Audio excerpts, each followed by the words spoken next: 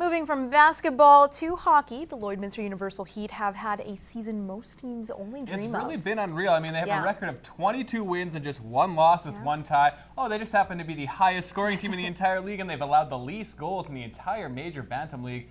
This afternoon, they took on Lethbridge in their final game of 2013. Pick it up in the second. Heat already up 4-0. It's Kepton at the line. DJ Jerome waits out Dane Dow to put the Hawks on the board. The Heat, though, got that one right back. 3 minutes later, Kobe Moore carries the puck in, makes a very nice move around the defender and scores a beauty. 5-1 home side. Still in the second, Lloyd on the power play. It's almost a carbon copy of a goal from yesterday. Ty Smith sets up Zane Franklin. The one-timer is good. 6-1. Kobe Moore completed the hat trick to make it 7-1. Same score, still in the second. Another power play. Smith is stopped, but Logan Gainey grabs the rebound. Just like that, it's 8-1. Now off the very next face-off, Gainey grabs it, and he is going to move in all alone. Guess what happens? Scores. That makes it 9-1 after 40. The Heat go on to score a dozen. 12-1 is the final. Head to a little Junior B action from last night. The Bandits were playing their last game of 2013, welcoming the Border Chiefs to the Border City. On paper, this one looked like a real mismatch. Lloydminster has only lost twice in regulation all season, while Iron Lake only has one win in 21 tries heading in.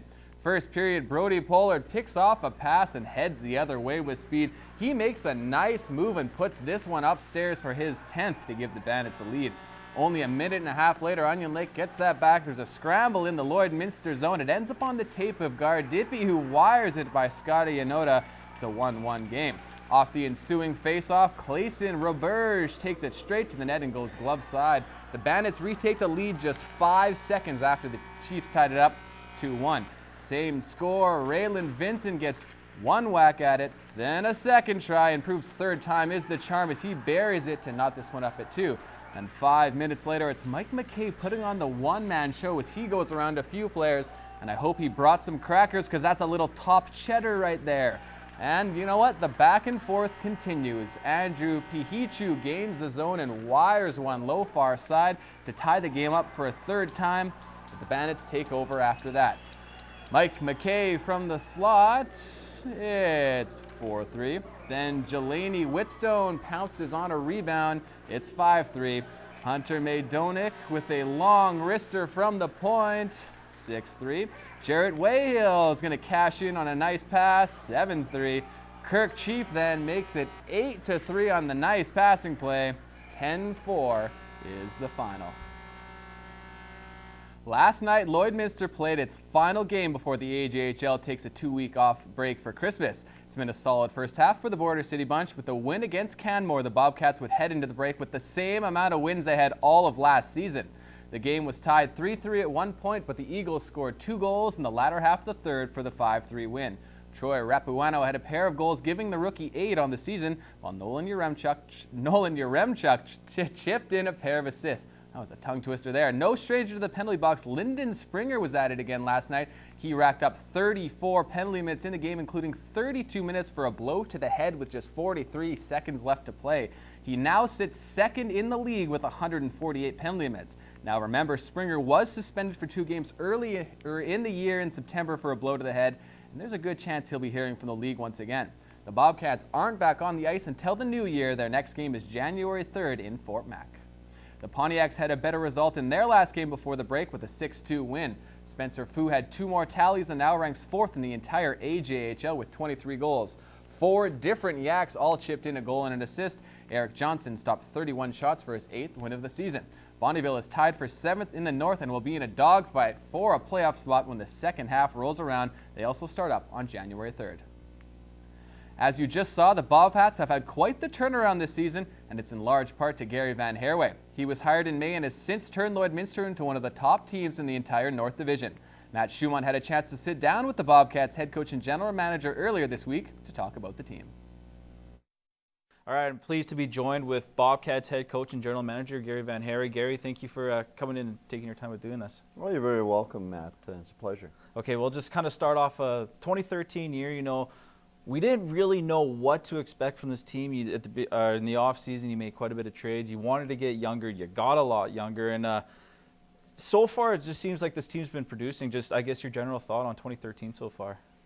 Well, I mean, going into the season, we knew we were an older team that didn't have the results we needed to have last year, and it was very obvious that in some instances our hands were tied. Our 20-year-olds, we had too many, that we had to move at least 3 of them. When you looked at the 19-year-olds that could have returned, there was 12 of them, which meant the next year there would be 6 more that would have to be moved. And it only made sense that we had to rebuild and we had to become younger on the bottom end. So to do it now, find those guys places to play, and we were successful. We ended up moving 9, which certainly for a coach or a GM coming in that's never had the opportunity to be on the bench or on the ice with these guys and know what they're all about. We've got to go on, you know, past history, and certainly Kyle Tapp being the interim coach shed a lot of light on the direction that he felt we should be going, and we were successful in finding spots for all 9 of those guys to play.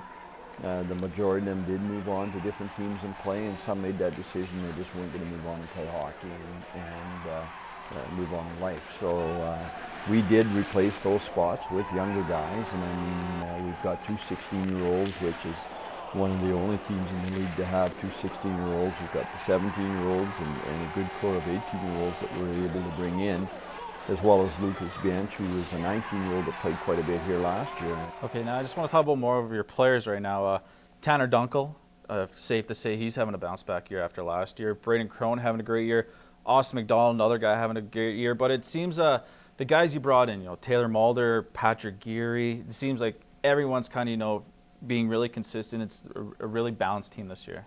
It is a balanced team, and again, we knew we didn't have any 50-goal scorers coming back and 40-goal scorers or anybody that's going to win that game and end that game on any given opportunity, one opportunity. We knew offensively, especially offensively, we had to contribute by committee, and when we say committee, we're talking the entire Bobcat family is going to have to find a way to chip in and do the work on the ice that's going to get us the results that we need. And credit to the guys, the young guys, the older guys. I mean, the older guys like the Dunkels, McDonalds, and Bakers, and Springers, and they have produced some good leadership.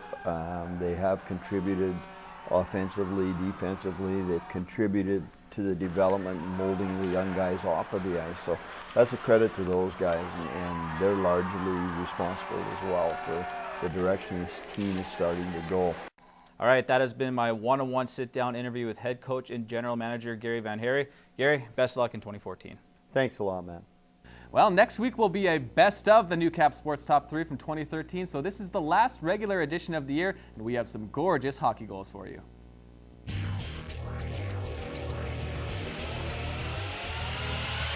Number 3, Zane Franklin completes the hat trick.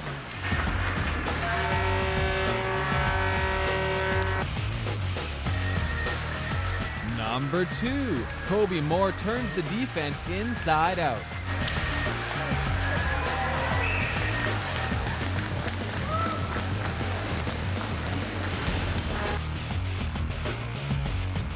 And number 1, Mike McKay puts on a one-man show.